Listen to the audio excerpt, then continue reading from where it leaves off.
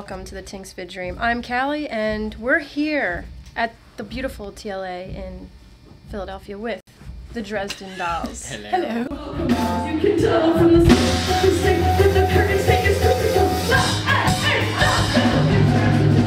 This is... I'm Amanda Palmer.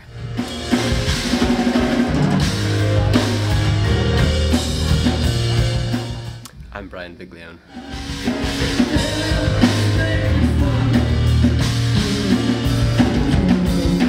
And they comprise the Dresden Dolls. We also compromise. And they the Dresden compromise. Dolls.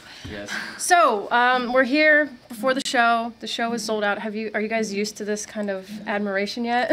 Very gradually, it's starting to happen. I mean, we've been, our fan base in Boston has been fantastic for a while, but it's really just starting to blow up everywhere else in the world. And it's fantastic that, I guess this is maybe our third time, fourth time in Philly.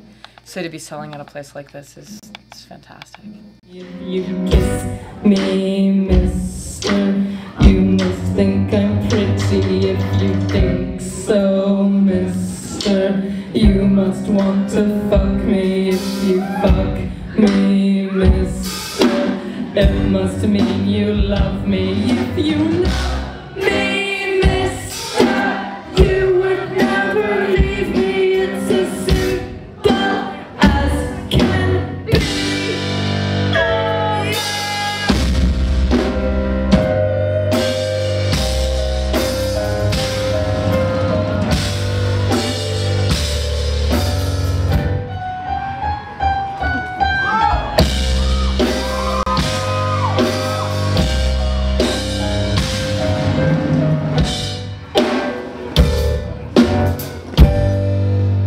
Okay, so for you viewers out there who haven't seen or heard of the Dresden Dolls before, it's two people on stage, piano, guitar, or drums. And guitar. And guitar, that's right. And do you ever feel like everyone's looking at you, get nervous that there's only two people on stage and you know they have to, there's a 50% chance that they're looking at you? It's better than playing solo. I know that because I've done it, and it's far more, I was telling Brian this last night.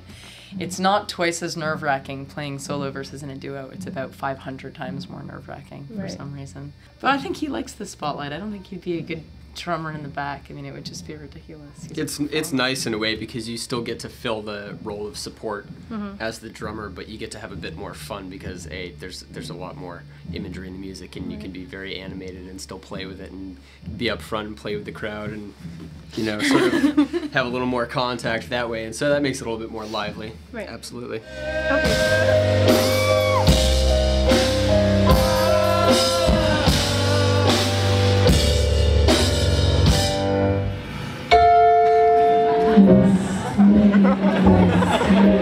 Now you gotta kiss me, if you kiss me, mister. Take responsibility. I'm fragile, mister, just like any girl would be. So misunderstood, so treat me delicately.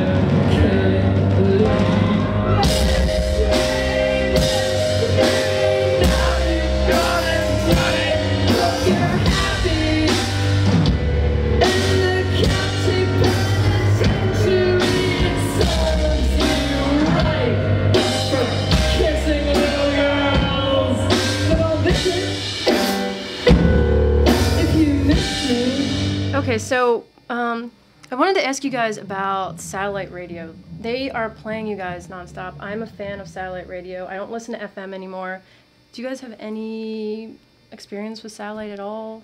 I mean, listening to it myself, more often than not, no, because, I mean, what I've started doing actually is streaming my favorite local college radio stations. Yes. More or less the same thing. Brian's a vinyl kind of guy. You spin the records? I've been spinning a little records. I sort of delved back into the past, and but there's definitely some people. Amanda keeps me abreast of what's going on, I think, and I poke my nose into the music magazines from time to time. And you can tell from the state of my room that they let me out too soon, and the proof that I ate in the cup of the end. Some issues going through that I go again.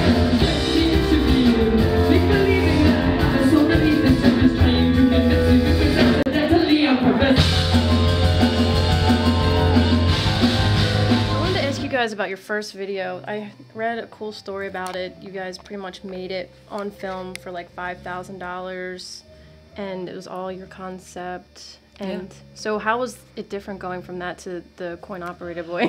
It was actually the exact same process. Was it? Except we hit up our record label for, 5 times as much money.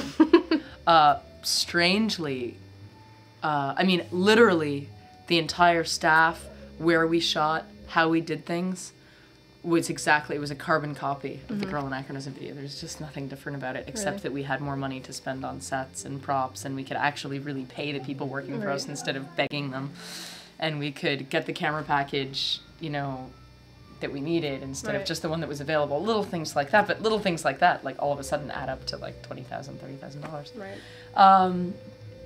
But it just goes to show that it's really not about the money, and so we were just talking about MTV. You see videos on MTV that cost $500,000, and they're just completely uninspired and uninteresting, and it just has to do with like what happens in the moment there. I mean, Girl Anachronism just happened to have everything came together. All of the shots were inspired. Coin-Operated Boy has an entirely different feel going, but when I look at it, I don't like it as much because it's like everything is very close up. We didn't really get the kind of depth that the other video had, and when everything fell together, it was like, oh, it looks okay, but it's not like that one. Right. So it had nothing to do with the budget. It just had to do with, what can you do with what you've got? And if you can't do it with what you've got, if you throw money at it, it's just a waste of time.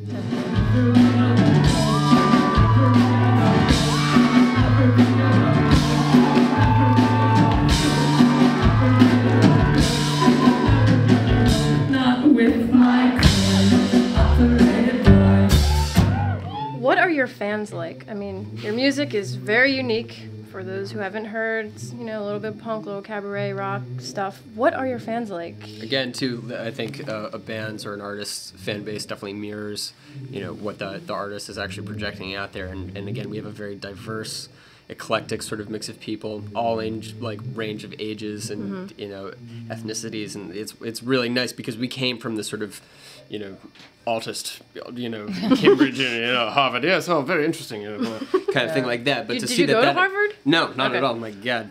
But to see the fan base that we started with when we were playing like in the galleries and the small cafes in Boston, to grow to what it is today, it's it's really fantastic. We've been getting more and more comments from other people that we've been playing with that come up to us after the show and say, we can't believe how open and loving your audience is. Our support bands. They were so nice. Yeah, like the bands that come out to support us have always, been a little bit gun-shy at first, going like, what the hell is a Dresden Dolls car going to think of me? But, people get out there and they seem to give them all a fair chance. And if they dig you, then, and they can tell that you really are putting some guts behind it and, have some conviction in your playing, then our crowds are generally very supportive.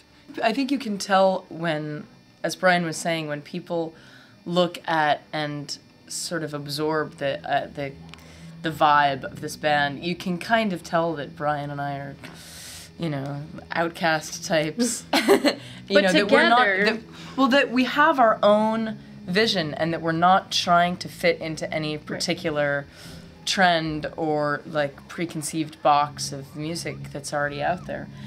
That's all we have time for tonight. Well, so we're gonna say goodbye. So goodbye. Go pick up the Dresden Dolls' new album, self-titled. Yes, and go visit the website.